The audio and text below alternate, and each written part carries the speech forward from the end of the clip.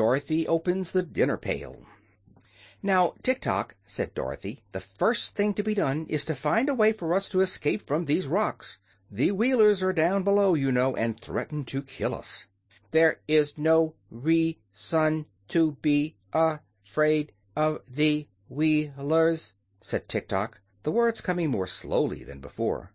"Why not?" she asked. "Because they are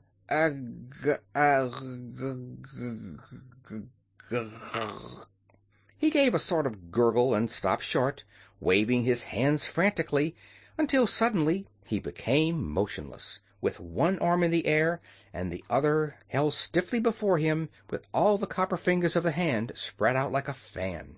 "Dear me!" said Dorothy in a frightened tone. "What can the matter be?" "He's run down, I suppose," said the hen calmly. "You couldn't have wound him up very tight." "I don't know how much to wind him," replied the girl, "but I'll try to do better next time." She ran around the copper man to take the key from the peg at the back of his neck, but it was not there. "It's gone!" cried Dorothy in dismay. "What's gone?" asked Billina. "The key." "It probably fell off when he made that low bow to you," returned the hen. "Look around and see if you cannot find it again." Dorothy looked, and the hen helped her, and by the girl discovered the clock key, which had fallen into a crack of the rock. At once she wound up Tik-Tok's voice, taking care to give the key as many turns as it would go around. She found this quite a task, as you may imagine if you have ever tried to wind a clock. But the machine man's first words were to assure Dorothy that he would now run for at least 24 hours. "You did not wind me much at first," he calmly said, "and I told you that long story about King Evoldo, so it is no wonder that I ran down." She next rewound the action clock work, and then Billina advised her to carry the key to Tik-Tok in her pocket so it would not get lost again. "And now," said Dorothy, when all this was accomplished, "tell me what you were going to say about the Wheelers."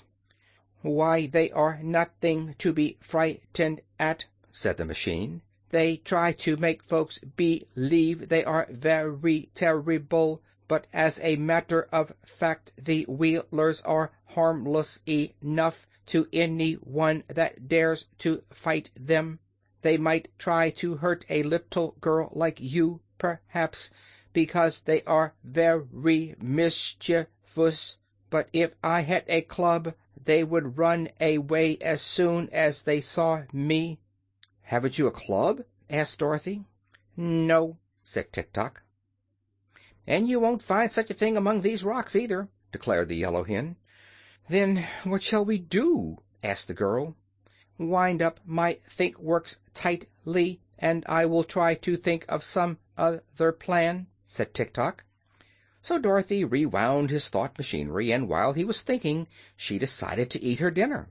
Billina was already pecking away at the cracks in the rocks to find something to eat, so Dorothy sat down and opened her tin dinner pail. In the cover she found a small tank that was full of very nice lemonade. It was covered by a cup, which might also, when removed, be used to drink the lemonade from.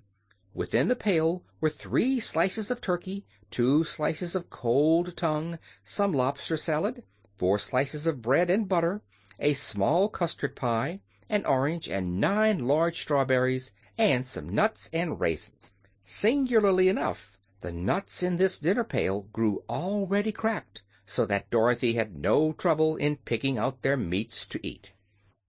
She spread the feast upon the rock beside her and began her dinner, first offering some of it to Tik-Tok, who declined because, as he said, he was merely a machine. Afterward she offered to share with Billina, but the hen murmured something about dead things and said she preferred her bugs and ants. "Do the lunch-box trees and the dinner-pail trees belong to the Wheelers?" the child asked Tik-Tok while engaged in eating her meal. "Of course not," he answered. "They belong to the royal family of Ev. Only, of course, there is no royal family just now, because King Evoldo jumped into the sea, and his wife and 10 children have been transformed by the Nome King." so there is no one to rule the land of Ev that I can think of. Perhaps it is for this reason that the Wheelers claim the trees for their own, and pick the luncheons and dinners to eat themselves. But they belong to the king, and you will find the royal E stamped up on the bottom of every dinner pail. Dorothy turned the pail over, and at once discovered the royal mark upon it, as Tik-Tok had said. "Are the Wheelers the only folks living in the land of Ev?" inquired the girl. "No, they only inhabit a small portion of it just back of the woods," replied the machine. "But they have always been mischievous and impertinent, and my old master, King Evoldo, used to carry a whip with him when he walked out, to keep the creatures in order. When I was first made, the Wheelers tried to run over me and butt me with their heads, but they soon found I was built of too solid a material for them to injure." "You seem very durable," said Dorothy. "Who made you?" "The firm of Smith and Tinker in the town of Evna, where the royal palace stands," answered Tik-Tok. "Did they make many of you?" asked the child. "No, I am the only automatic mechanical man they ever completed," he replied. "They were very wonderful inventors, were my makers, and quite artistic in all they did." "I'm sure of that," said Dorothy. "Do they live in the town of Evna now?" "They are both gone," replied the machine. "Mr. Smith was an artist as well as an inventor, and he painted a picture of a river which was so natural that, as he was reaching across it to paint some flowers on the opposite bank, he fell into the water and was drowned." "Oh, I'm sorry for that!" exclaimed the little girl. "Mr. Tinker," continued Tik-Tok, "made a ladder so tall that he could rest the end of it against the moon while he stood on the highest rung and picked the little stars to set in the points of the king's crown. But when he got to the moon, Mr. Tinker found it such a lovely place that he decided to live there, so he pulled up the ladder after him, and we have never seen him since." "He must have been a great loss to this country," said Dorothy, who was by this time eating her custard pie. "He was," acknowledged Tik-Tok, "and he is a great loss to me, for if I should get out of order, I do not know of any one able to repair me, because I am so complicated. You have no idea how full of machinery I am." "I can imagine it," said Dorothy readily.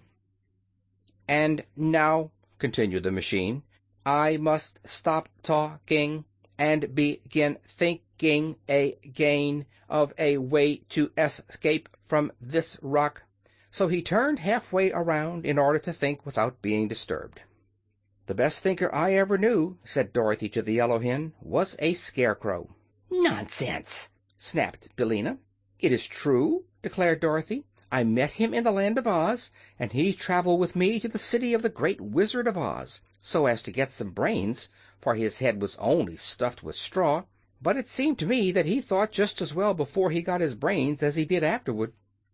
"Do you expect me to believe all that rubbish about the land of Oz?" inquired Billina, who seemed a little cross, perhaps because bugs were scarce. "What rubbish?" asked the child, who was now finishing her nuts and raisins. "Why, your impossible stories about animals that can talk, and a Tin Woodman who is alive, and a scarecrow who can think." "They are all there," said Dorothy, "for I have seen them." "I don't believe it," cried the hen, with a toss of her head. "That's 'cause you're so ignorant," replied the girl, who was a little offended at her friend Billina's speech. "In the Land of Oz," remarked Tik-Tok, turning toward them, "anything is possible, for it is a wonderful fairy country." "There, Billina, what did I say?" cried Dorothy, and then she turned to the machine and asked in an eager tone, "Do you know the Land of Oz, Tik-Tok?" "No, but I have heard about it," said the copper man, "for it is only separated from this Land of Ev by a broad desert." Dorothy clapped her hands together delightedly. "I'm glad of that," she exclaimed. "It makes me quite happy to be so near my old friends. The Scarecrow I told you of, Billina, is the King of the Land of Oz." "Pardon me, he is not the King now," said Tik-Tok. "He was when I left there," declared Dorothy.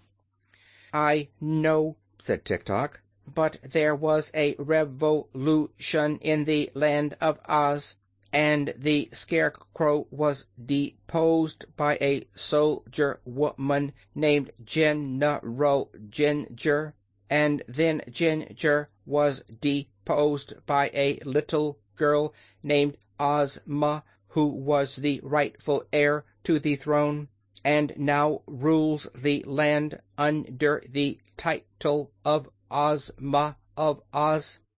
"That is news to me," said Dorothy thoughtfully. "But I suppose lots of things have happened since I left the Land of Oz. I wonder what has become of the Scarecrow, and of the Tin Woodman, and the Cowardly Lion. And I wonder who this girl Ozma is, for I never heard of her before." But Tik-Tok did not reply to this.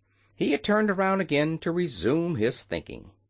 Dorothy packed the rest of the food back into the pail, so as not to be wasteful of good things, and the yellow hen forgot her dignity far enough to pick up all the scattered crumbs, which she ate greedily, although she had so lately pretended to despise the things that Dorothy preferred as food. By this time Tik-Tok approached them with his stiff bow. "Be kind enough to follow me," he said, "and I will lead you away from here to the town of Evna, where you will be more comfortable, and also I will protect you from the Wheelers." "All right," answered Dorothy promptly. "I'm ready." End of chapter 5.